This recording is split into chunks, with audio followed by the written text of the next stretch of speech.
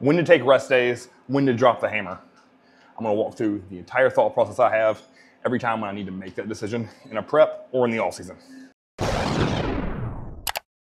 All right guys, as I'm here, post lift, after arms, doing my 10 minutes of stairs, squeezing my glutes, one of my pros, Danny, said, Chris, I'd really appreciate it if you talked about, how do you know when you need a rest day, when you need to suck it up and get after it, or you're just tired in a prep or off season. And the bad thing is for someone like her, someone that craves to be better, that's always hard, right? Because we can always take a nap, wake up, hit some caffeine, watch a bodybuilding motivation, look at my check-in pics, and get pissed off and go train.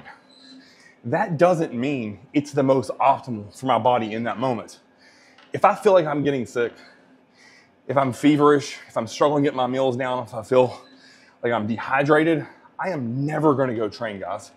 If my joints are just achy and feel miserable, if mentally I'm not locked in, I'm gonna take that day off because I know in my heart, if I stay home, I rest, I nap, take an Epsom salt bath, eat my meals, even if they're lowered meals from an off day as opposed to a training day, that's gonna allow for better recovery so that when I go back in the gym the following day or after 2 full off days, I am ready to crush it. Because to me, a 50, 60, 70% workout, or 2 or 3 of those, don't equal 1 at 100% capacity.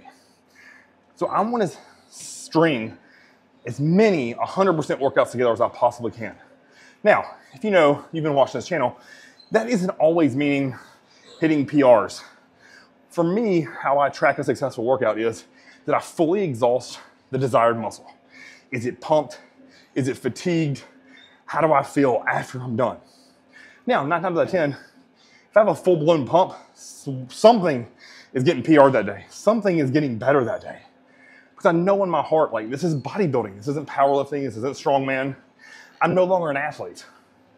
My goal with bodybuilding is to enhance the roundness, the fullness, the separation, the detail. And I know year after year, as long as I continue to come in, pound my workouts, I'm gonna make that muscle look harder and nastier from the workouts that I get. And that's from squeezing the absolute piss out of the muscle, pushing the pain, pushing the burn, pushing the pain tolerance. Pausing the video here. Please hit subscribe. I love bringing you guys these videos. We just got over 7,000 subs. I am super proud. But next goal, 10, then 20, then 100. So hit subscribe, push the bell. We want notifications on. Thank you all for continuing to watch this and support this channel. Now, back to your schedule program. What, to me, is gonna dictate, Chris, let's give an example of hers. I'm 6 weeks out. I'm supposed to do a pump leg day. Can I just go in and get through it? Yes, you could. But is that further gonna drive you into the hole? Meaning, let's say you're still in the ditch and hadn't climbed all the way out from the previous day or previous 2 days. All that's gonna do is put me further in the ground with a suboptimal workout because I can't crank because I'm either sick, I'm tired, or I'm run down.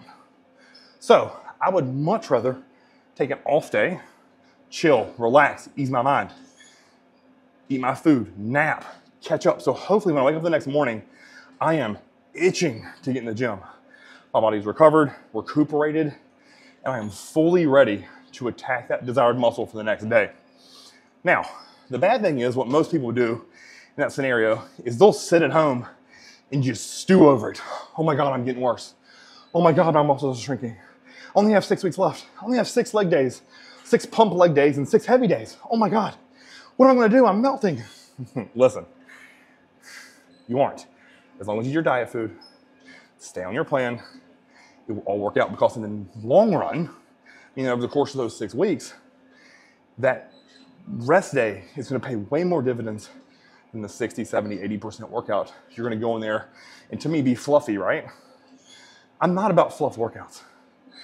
I don't think they're productive.